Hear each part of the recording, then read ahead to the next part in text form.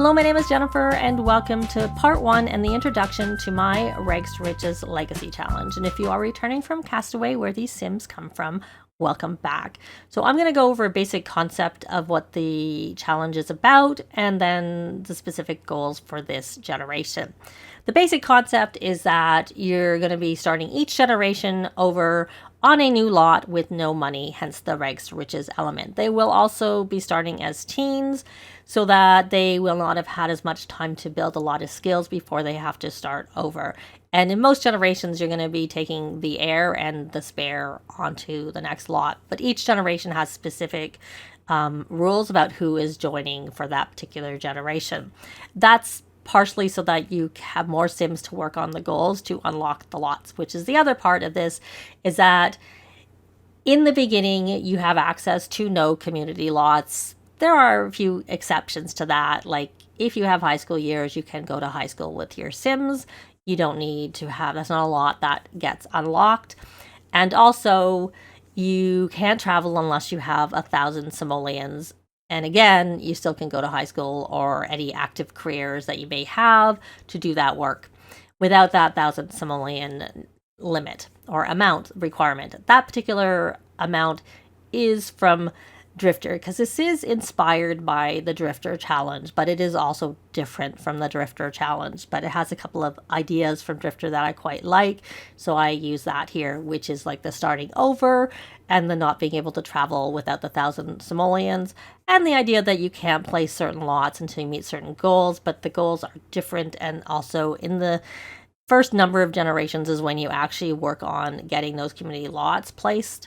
The later generations are more about essentially exploring different packs. So if you are doing this and you don't have a pack, you can just skip a generation, and some generations are set up so that the pack part is optional and it has some base game rules for it. So like this particular generation is a base game with some island living / spot A elements to it if you have those packs. So since you have no access to the different community lots and you're going to be starting on different lots with different generations, you could optionally bulldoze Willow Creek and Oasis Springs. You do not need to bulldoze anything else, and you don't even need to bulldoze those. However, if you don't bulldoze those, you can access those community lots until they are unlocked. And there may be generations where you're going to have to bulldoze a specific lot and evict any Sims that are on it because your Sims are required to live on that lot. I have sort of done a hybrid of that where I have bulldozed all the larger lots because I have most of the generations are living on larger lots to give you more room. Also, if you, like me, like the tiny living residential bonus, having a bigger lot works for that. So I've moved all of the Sims out of the 2 base game worlds and moved them into Newgrass with their homes. I left the community lots in place, and again, I bulldozed all the larger lots, a couple of smaller lots, because initially I was starting to bulldoze everything, but I left the ones bulldozed that I bulldozed in the first place because it didn't really matter. Nobody was there. Everybody had been moved. So that's sort of basically how that is set up. Now, this is still kind of in draft. The first generation is more set, but the later generations aren't so much. Each generation is also going to have a collection that they're going to be focusing on. In some cases, it might be a couple of collections that they're going to be focusing on, in addition to, having to max certain careers, complete certain aspirations, and max certain skills. If you're interested in playing along and playtesting, I do have some people already playtesting. I have a channel on my Discord where I have the full set of the draft rules. I will put the overview rules and the first generation rules on a blog post that will be linked down below, so you will be able to see that, though they aren't completely finalized, so at some point they may change, but they will be there and they won't change significantly. But if you want to play along and see all the other generations, that is on my Discord. And I believe it may be linked in my Facebook group too, to my Google Doc, where I have that, as opposed to it being sort of fully publicly available because it's not finalized yet. So for this particular generation, we are going to be actually starting on, you can start on one of 2 lots. You can start on Key Point in MapleSimmer in Sulani, i.e. if you're doing the island living option, Or you can start on Slipshod Mesquite, which is where Johnny Zest usually lives. So right away, if you haven't bulldozed Oasis Springs, you'll have to evict him and bulldoze that lot if you choose to live there. If you're doing the island living goals and you still want to live in that neighborhood on that lot, you can. Once you're able to place parks, I usually place a park on the Admiral Wreckage lot, which starts residential, and I have a park which is on the gallery that you can place there so that you have an easy access point for this neighborhood if you're doing the island living optional goals. So for this particular generation, we're going to be able to unlock parks, national parks, including Maishino Center, wedding venues, beaches, and gyms and spas. So quite a lot. So the first set of those, the parks through to the wedding venues, get unlocked by doing the fishing and gardening skill, by having one sim max those skills. Once you have maxed fishing and gardening with one sim, you can place or build the 2 park lots in Willow Creek and Oasis Springs, and you now have access or can place parks, national parks, San Myshuno Center Park, and wedding venues in all the other worlds. And at this point, you can also visit Granite Falls if you want. So you can, if you have the 1,000 simoleons, because you need 1,000 simoleons to be able to go anywhere except for if you're doing it for work/school. We've already talked about what lot we start on for this particular generation. So the aspirations can be completed with at least one or any sims that are in your household. So for base game, if you're doing just the base game, you have to complete the fishing and gardening aspirations. You're also going to be doing the bodybuilder aspiration, but that isn't something you can do right away. You have to reach certain other goals before you can do that. And if you have Spa Day, you can unlock spas once you reach certain goals. So for island living, if you're doing the island living option, you are supposed to complete the island native aspiration. The careers that we need to do for this are the athlete bodybuilder branch. So for that, once you have joined the bodybuilder branch and you have maxed the fitness skill, then you can place gyms. If you have Spa Day, once you have unlocked gyms and also maxed wellness, you can place the spas. So you can have access to that. And that's, you can place them or have access to them in any world.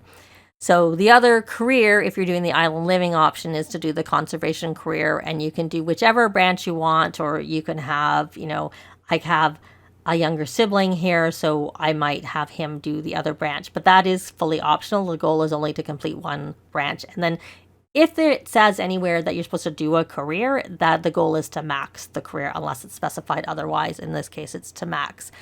So an extra island living goal is to clean up MapleSimmer. So we're going to be doing that.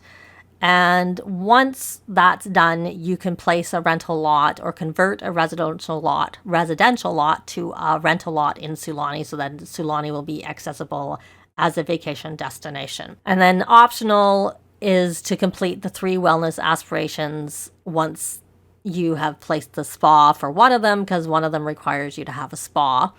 We'll see. We'll try. And then the collections to focus on: for fishing, at a minimum, you want to mount or bowl 20 unique fish, because you need to collect 20 unique fish to complete the fishing aspiration. And for island living, you're going to try to complete the island living collections, the seashells and treasures, and explore the cave enough times to complete the picture, which is like by Admiral Wreckage a lot, the cave there. And we'll be working on those goals too.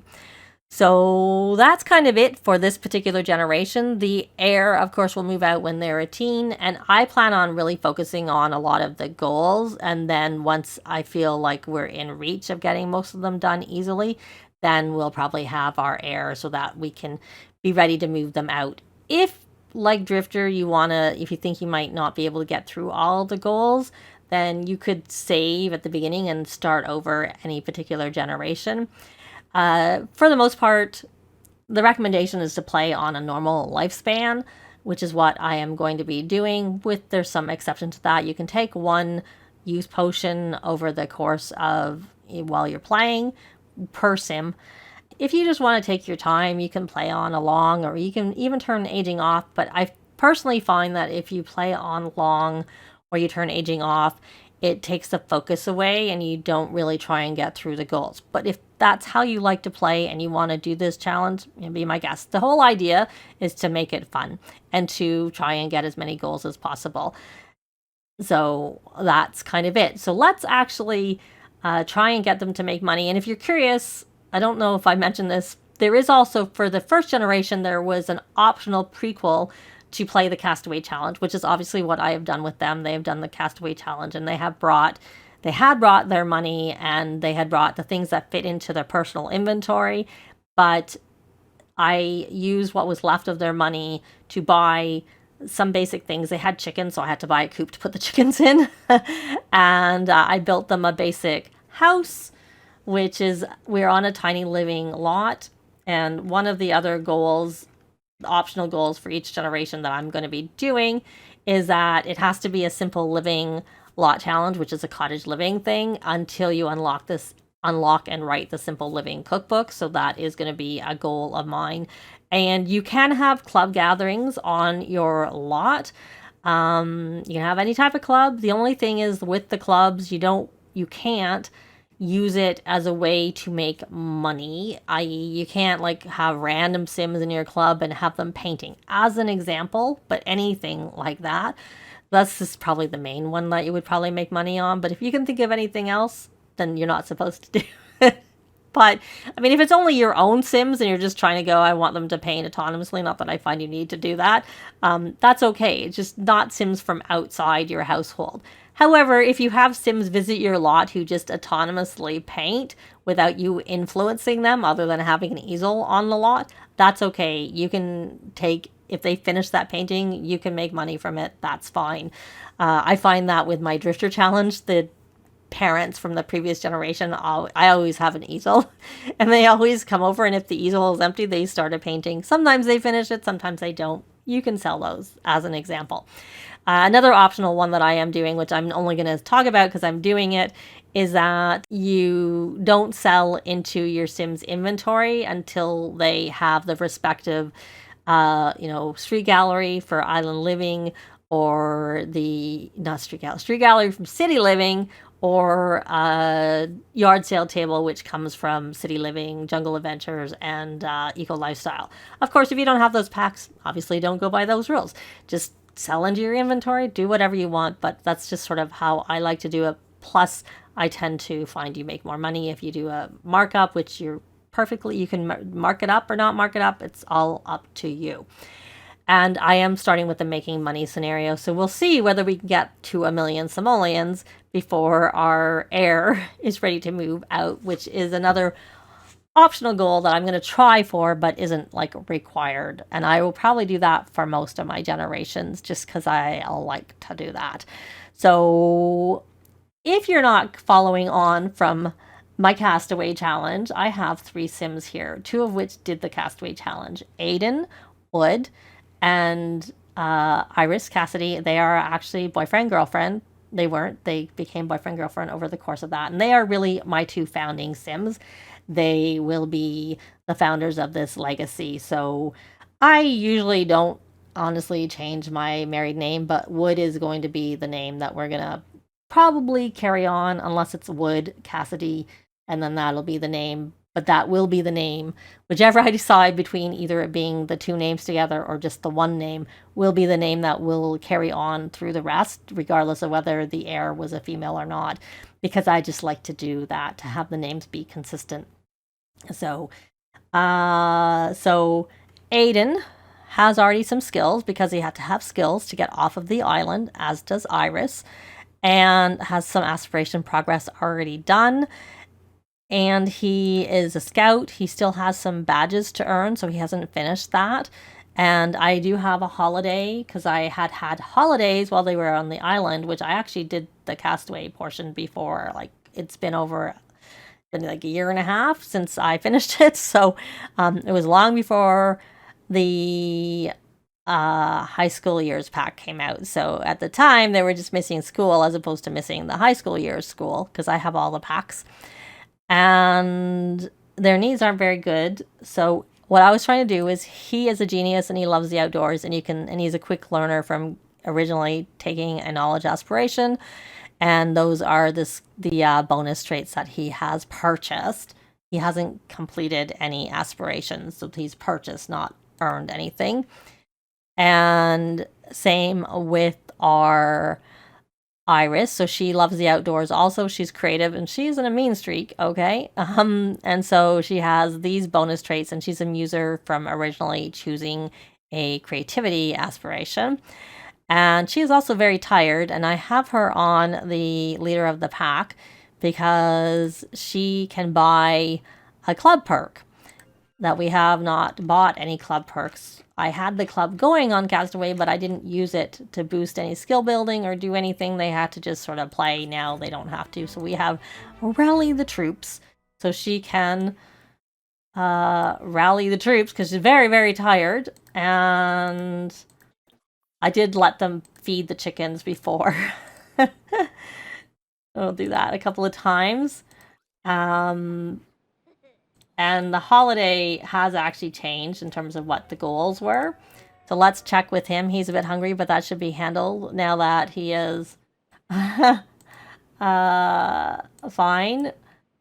And we may as well check for some summer holiday gifts and then send a thank you card to Jeffrey, since I just added the family member after, like at the end of doing Castaway. Once they met all their goals for Castaway, I added them because I just like to have the family, especially because with growing together, some of the milestones for one of the milestones for the infant is to visit a family member's house. So that'll be possible if we have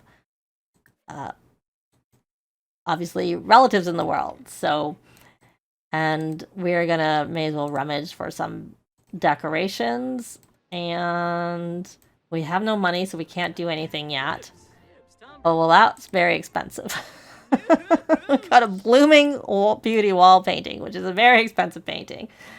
How is she now? She is kind of dirty. So they are all spellcasters, but they don't know any magic because I didn't let them learn any magic while they were doing their thing. So on the island, they were really focused on the goals for getting off the island.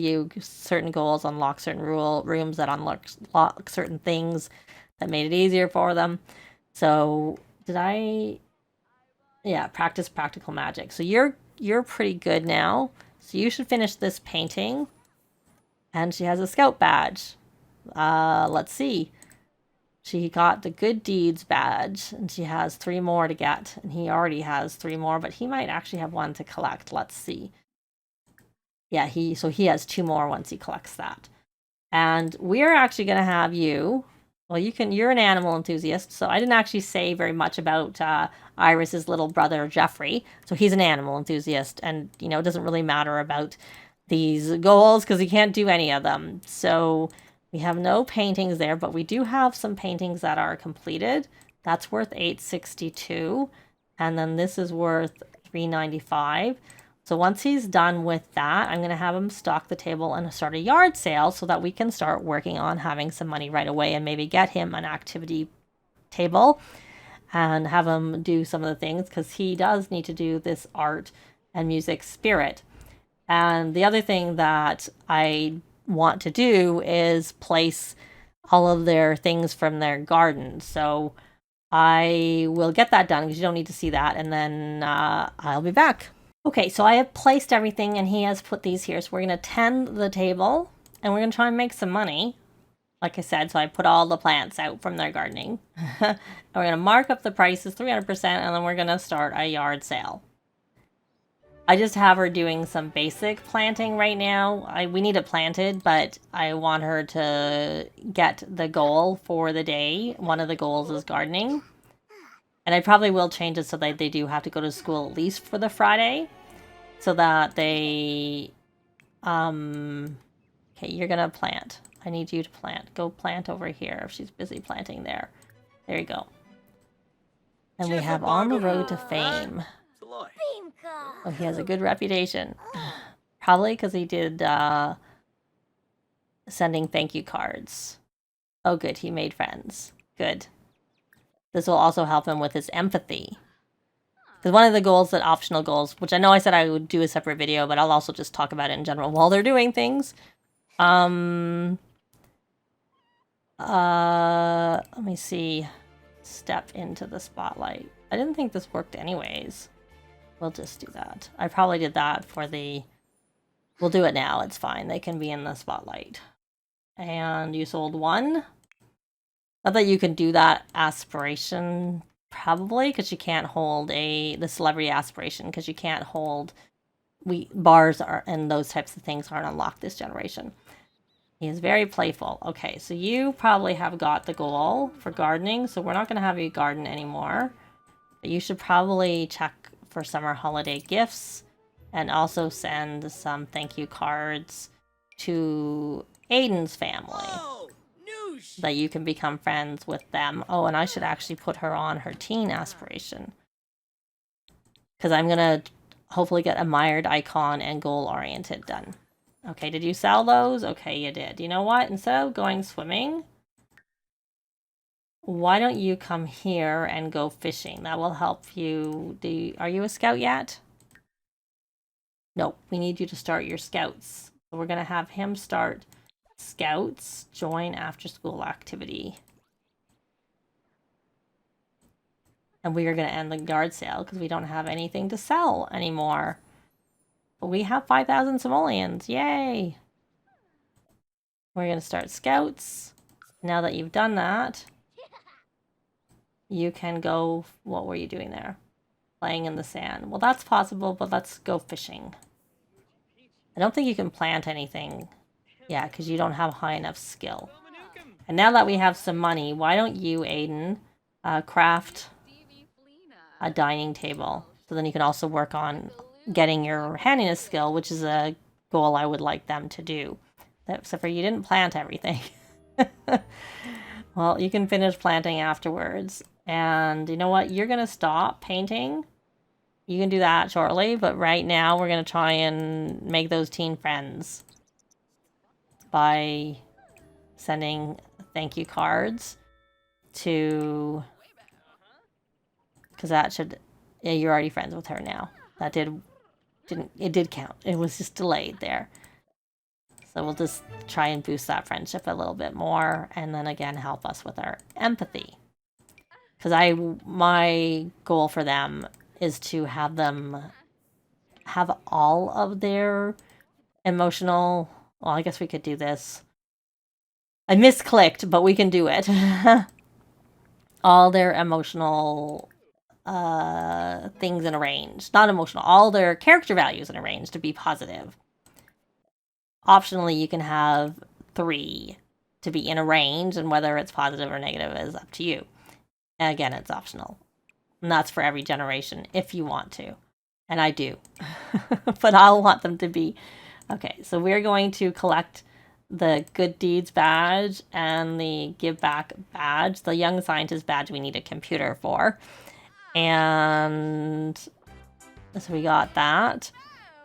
And we probably need to order some groceries, but I don't know that we have free services, which we can now. Let me just check. So we wouldn't have needed free services on the island because of the fact that, not that you need free services to order groceries, it's just what I like to do. So she has 5,000 points and he has 3,000 points. We're going to get her to get the free services trait because I like that, because it means everything is going to be free, including our groceries. You just need to have the money at hand to be able to do it. And we will continue with this in the next part, because that's going to be it for this part. Likes and comments are always appreciated, and they really help with the algorithms. Thanks very much for watching, and I'll see you next time. Bye!